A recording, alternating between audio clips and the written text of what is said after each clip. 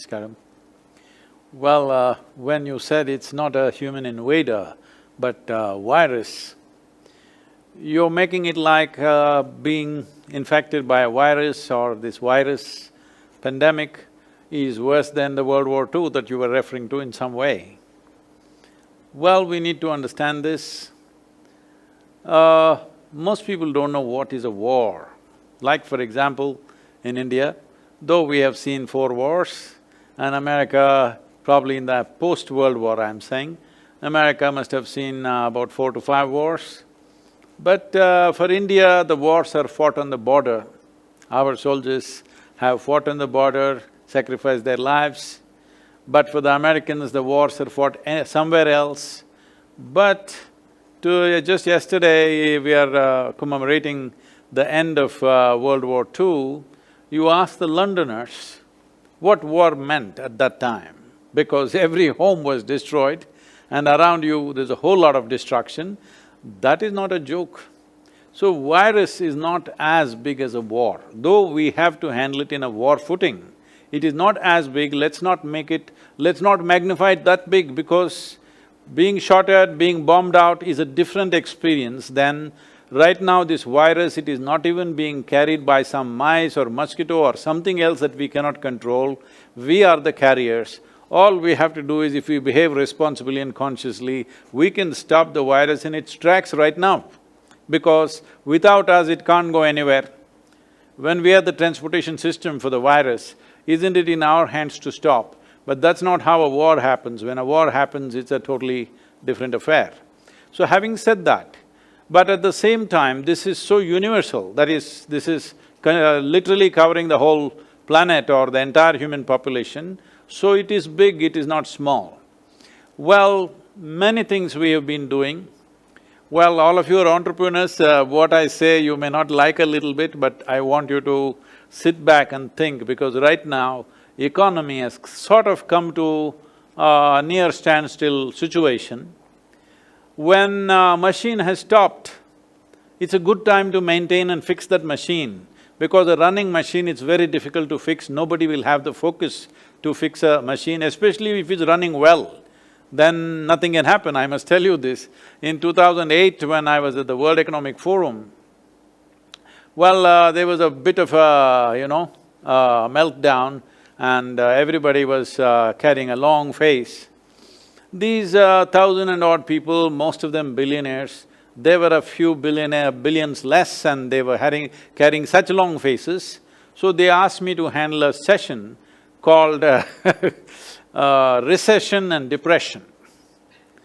I said, recession is bad enough, you don't have to get depressed on top of it. And above all, right now the way we have built the economic engine on this planet, that it is going at a certain speed. If the economy goes down a little bit, you will be depressed. But if economy goes full steam, we will be damned on this planet. So this is a choice, whether we want to be damned in the next 30 to 50 years' time, or we want to be a little depressed. We don't have to be depressed. This is not death, okay? This stoppage of economy does not mean death of human life, nor does it mean economic collapse. It's a slowdown, for sure. It is going to hurt every one of us. As individuals, it's going to hurt us. As entrepreneurs, small enterprises, large enterprises, very mega businesses, nations, every one of us have pain to go through. One important thing is, during this period, all of us should take the responsibility of staying alive. This is the most important thing. Because we are doing business, we are doing enterprise, only because we value life. Because we thought our enterprises, our businesses will add value to our life, that's the only reason why we are doing this. So human enterprise is fine, but right now a situation has come which has slowed us down a little bit. Not a little bit, quite a bit. Certain industries may have to just close down because they won't be able to recover from this kind of a dip. And human behavior, if the virus stays on, effectively killing people for 12 months, human behavior will change quite significantly, and many businesses may become redundant. People are fearing God may become redundant, they are scared. If temples, mosques, churches don't open, God may disappear. So they are fighting for that also. So I'm saying the insecurity is not just among you, even the God is feeling insecure that if nobody comes to pray for 12 months, what do you do? After that, they may not come at all. They may do fine without it. So but with this as well, you know, one of the most profound changes to society right now has been the disconnection of humanity. You know, we've been separated from each other as businesses, as families, as groups, and fear has set in. How do you suggest that, first of all, how do you suggest we can cope with disconnection? And secondly, how can we cope with the fear when we do come to return? About disconnection, see, people, when economy was running well, businesses were running well, families were complaining that we are disconnected, there's no time for each other. Now, 6 weeks is not going to disconnect you from the world. It's a good time to connect with families, the friends and everything. Anyway, we are connected, so connected with, social media and so many other ways. Anytime you can pick up a phone or send a message, we are connected. Even people who are working in the same offices were sending emails to each other, they were not talking to each other, so nothing has changed for them in many ways. So let's not exaggerate that disconnection. But is there a concern, a serious concern, not a joke? This is not going to be a joke.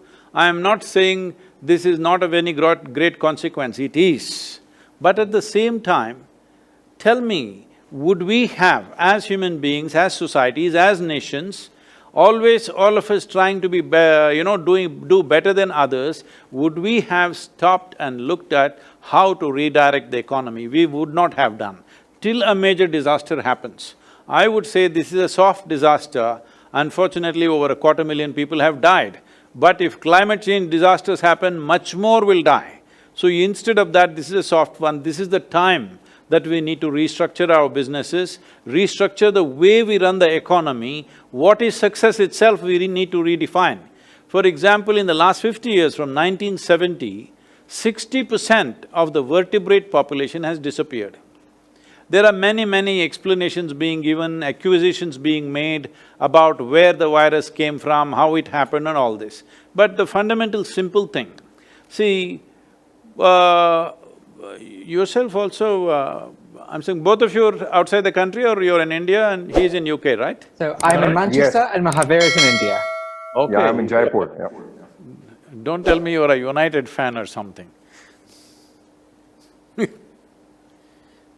I'm sorry, I can't disclose my team affiliation because Danny's one of my best friends. Okay, that's a good one. The thing is, see, why is it that many Indians have gone out? Because there was no opportunity here, so they've gone out and thrived all over the world. Similarly, any life will do the same thing. I'm speaking for the virus, because virus is also a life. We cannot be alive without microbes and pathogens within our body. Without bacteria and virus, we cannot be alive. This one virus is right now causing trouble, so we think virus is our enemy. No, virus is also life. They were doing fine among the animals, especially among other mammals in the animal kingdom, but the vertebrate population has gone down 60% since 1970. And the way the population is going down, what it means is, for the virus, there is no habitat. It has to jump somewhere. So it found us somehow.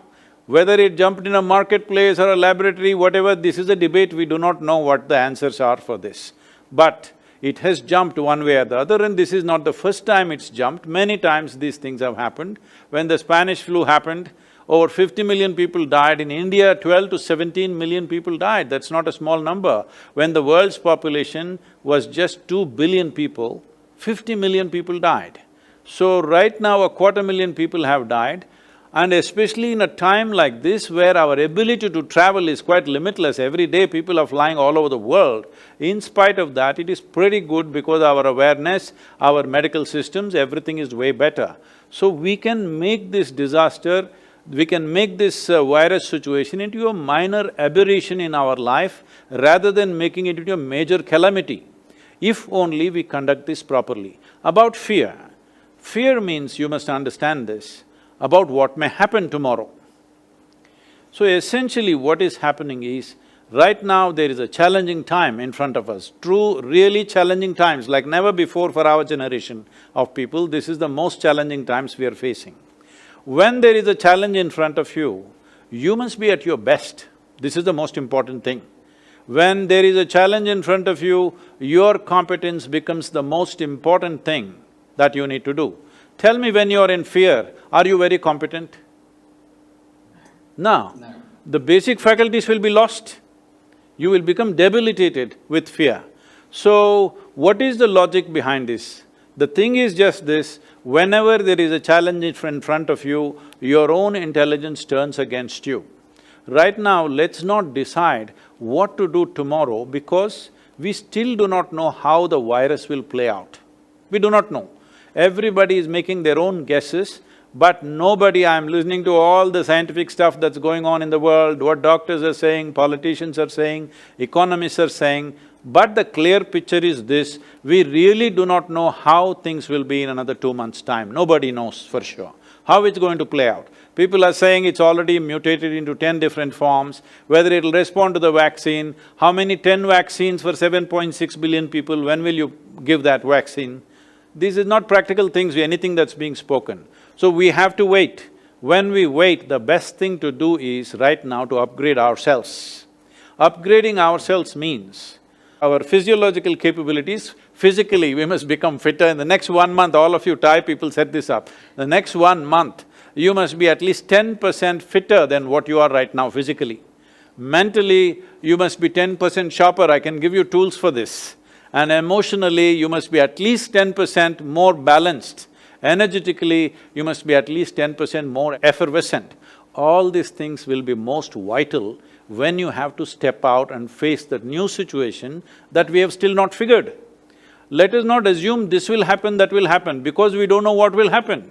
How many of us will be wiped out? How many of us will be here? How many businesses will be gone? What will be relevant, what will be not relevant?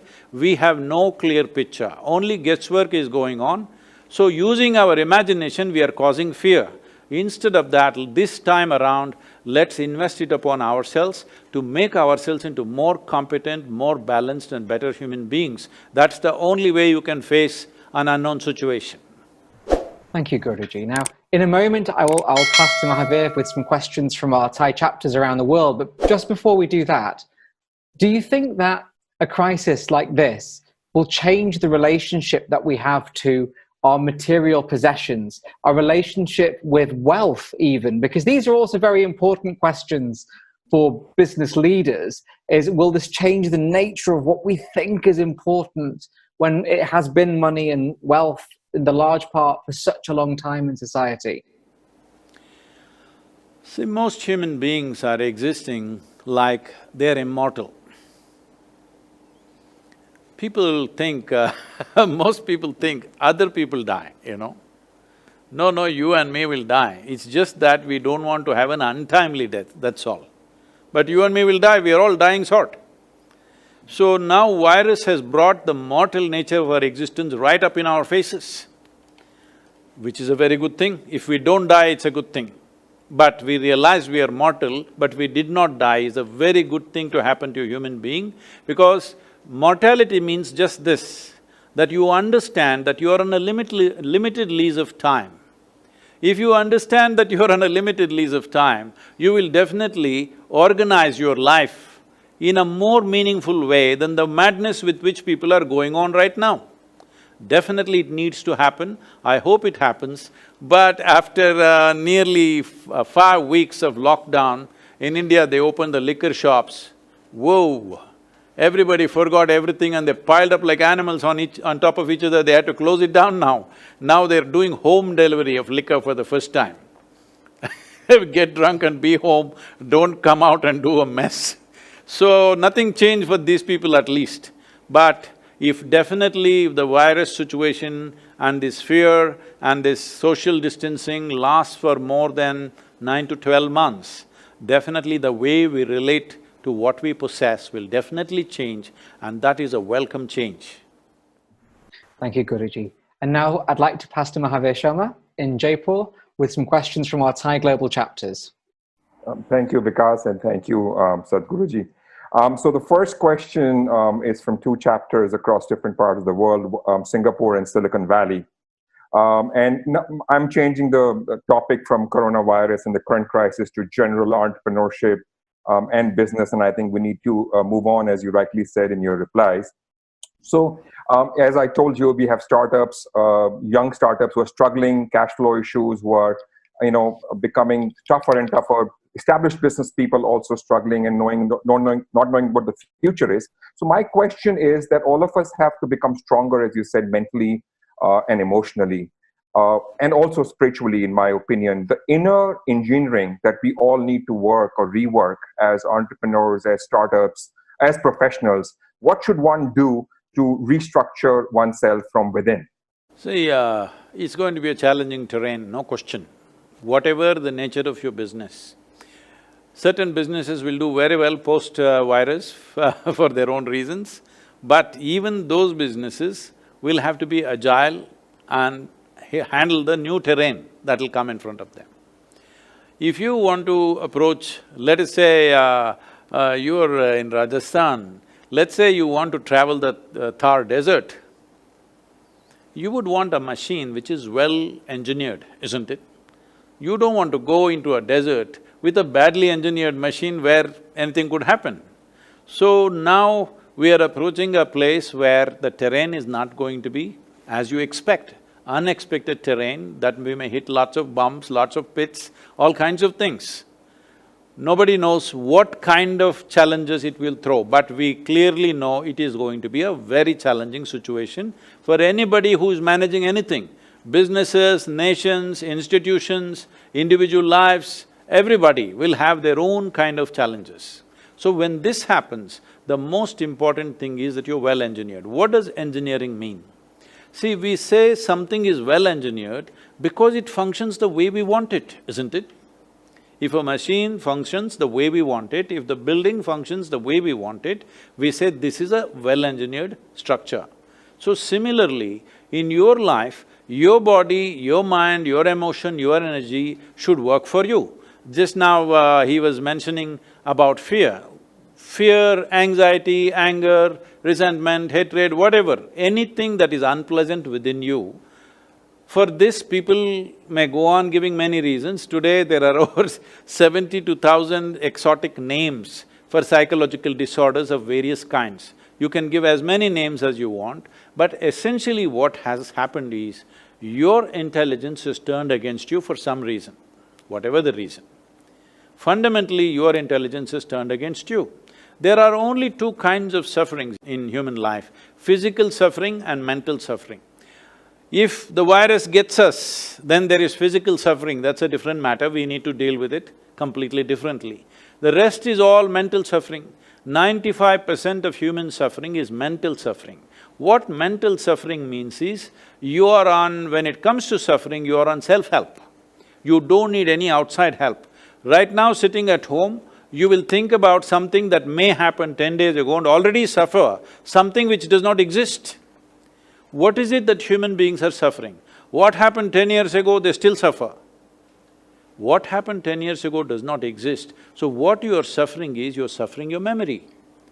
Or what may happen day after tomorrow, they already suffer. This means you're suffering your imagination.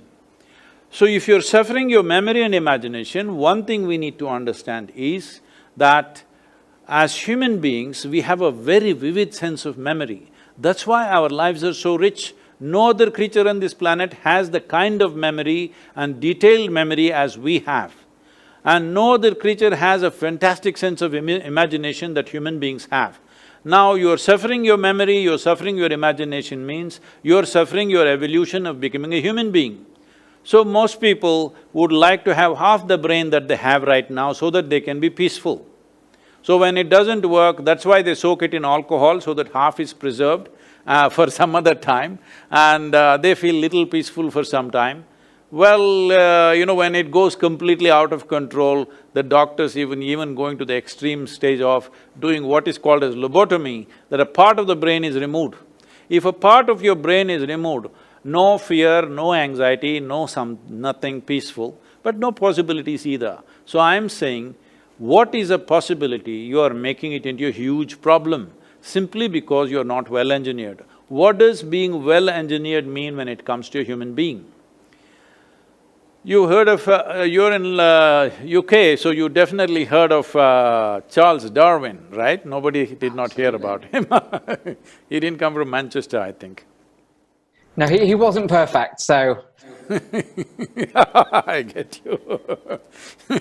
You must be from the city, Manchester city, that's why you're talking about perfection. Yes, sir. So, Charles Darwin went about… I'm making it simplistic, but he was saying something like this: a goat could have become a giraffe over a million-year period. A pig could have become an elephant over many more million years. But a monkey became human rather too quickly. So quickly that anthropologists are continuously looking for a missing link which they have not found yet.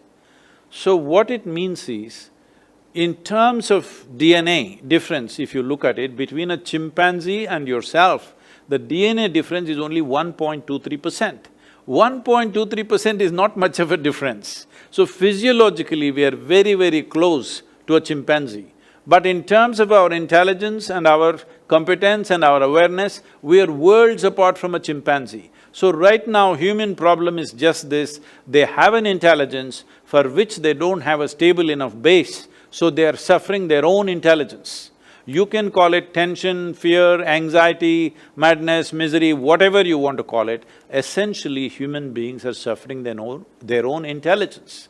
Intelligence is a solution. Intelligence is not a problem. Unfortunately, most people are experiencing this as a problem. This is why inner engineering becomes very, very significant. If you're an entrepreneur, you must understand you're into a venture. You're in a venture means it is just one step short of an adventure, okay? You're seeking challenges.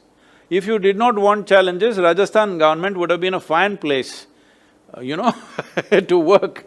But you become an entrepreneur because you're consciously seeking a challenge. This means you're into a venture which is not an adventure but just one step short of that. That means you should not suffer unexpected situations. Unexpected situations, undefined situations means for an entrepreneur, there are a million possibilities in that. He has to look at it. Thank you so much. Going on with my next question, nothing to do with the current situation, and this is from Anjali in New York, Ram from Thai UK North, and a team in Thai UP.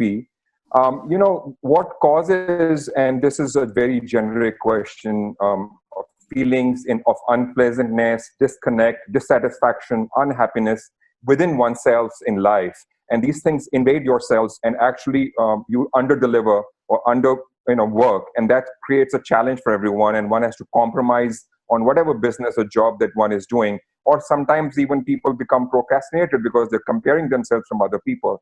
So this emotional, and many a time people don't even know that they have these inner challenges or dissatisfactions. How does one control or deal with inner emotions and become stronger emotionally? You said underperform.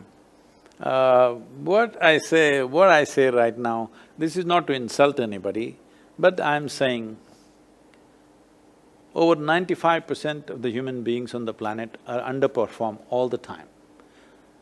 They may be comparing themselves to somebody else and doing little better than them, and they think they're okay. It is not a way to look at life. The important thing is, am I at my fullest possibility? Whether I am better than somebody or worse than somebody, this is not the issue. Unfortunately, that's become the issue, but that's not how it should be. Whether I am able to find full expression to all that I have in me. If you go by that context, over 95% of the population is seriously underperforming.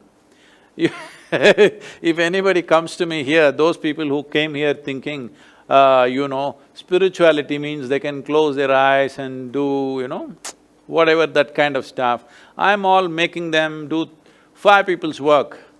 Each one must do 5 people's work, otherwise I'm not satisfied. And 7 days of the week, 365 days, we are on and on. Why I'm saying this is, because this is most important in a human perspective, that everything that you have should find expression. If it doesn't find expression, it'll become knots within you which will bother you, you won't even know why. Simply for no reason, simply you feel, unfulfilled, kind of like there is a bad weather within you, no matter what is happening. So you can call it by many names, as I already said, there are many ways of looking at it. One simple way of looking at it is, see, human experience has a chemical basis to it. What you call as joy is one kind of chemistry, what you call as misery, another kind of chemistry, peace is another kind of chemistry, love is another kind of chemistry, agony is one kind of chemistry, ecstasy is another kind of chemistry. So right now, we can look at it in this simple way. If you create the right kind of chemistry within yourself, you will be blissful every moment of your life. Being blissful means your body, your mind, your emotion and your energies are pleasant. Because pleasantness is very vital for a human being, and that's all you're looking for. See, you want your body to be pleasant. If your body is pleasant, we say, this is health. If it becomes very pleasant, we say, this is pleasure. If your mind becomes pleasant, we say, this is peace. If it becomes very pleasant, we say, this is joy. If your emotions become pleasant, we say, this is love. If it becomes very pleasant, we call this compassion. If your very life energies become pleasant, we call this blissfulness. If it becomes very pleasant, we call it ecstasy. If your surroundings become pleasant, we call this success. Well, all of you are entrepreneurs, that has been your focus, to make your surroundings pleasant for yourself.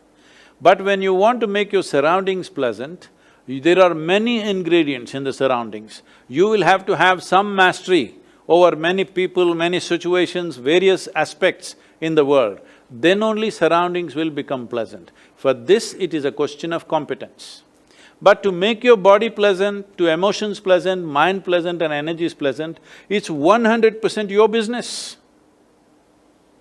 To make your body, mind, emotion and energy pleasant, it is absolutely your business. Surroundings are a different matter. That is a question of competence. Not everybody is equally competent when it comes to the outside. But if you're willing, everybody is equally competent when it comes to the inside. It is just that nothing has been invested in the direction. In the sense, your entire schooling system that is there in the world today, tell me, is there even a moment's focus as to how you should be? It's all about how is the bacteria, how is the cockroach, how is the frog. We even opened up these things and looked inside how they are working, but there is not a moment of turning inward and looking at what makes a human being tick, what makes him go down, what makes him go up. Is there any science like that in the school? So entire schooling system has been like this. From there, everything has built up, our businesses, our institutions, our nations and societies have built up on the same format on which our education systems have been built. So based on this, we have not invested anything, so there are no results. Well, the question is coming from New York. Unfortunately, New York State is going through a really bad bout of this thing, it's terrible out there. But let's say United States, if you take United States as an example, 150 years ago, 93% of the US population was illiterate. Today, it's 100% literate, I believe. How does this happen? Somebody invested in the infrastructure of schoolrooms, teachers, human infrastructure, physical infrastructure. Because of the infrastructure, today everybody is literate. I'm asking, where is the infrastructure for inner well-being? That's what we are trying to build around the world, to build infrastructure for inner well-being of the human being. That is one basic focus of inner engineering. Fortunately today, we can do it virtually. See, you're in different places, we are talking to you. Fortunately, for the first time in the history of humanity, we can sit in one place and talk to the whole world. Why I'm saying this is, if you look back on the history of this world, many great beings have come who had solutions for the world. Well, Krishna came, he could talk only to one person. A Buddha came, he spoke to a few hundred people. Jesus came, just 12 people and one of them freaked on him. Like this has been the history of this humanity. This is the first time that we can talk to the entire world sitting in one place. When there is an opportunity like this, if we do not transform human consciousness, that means we are simply not interested. So this virus has given us a break from whatever we have been doing. I think this is a great time. You're all entrepreneurs, you must also look at this, how to raise human consciousness. Whatever you need in terms of material support, whatever, I'm willing to give you, Isha Foundation is willing to give you. You build an enterprise of transforming humanity because that is the biggest business in many ways, and that is the most vitally needed business on the planet.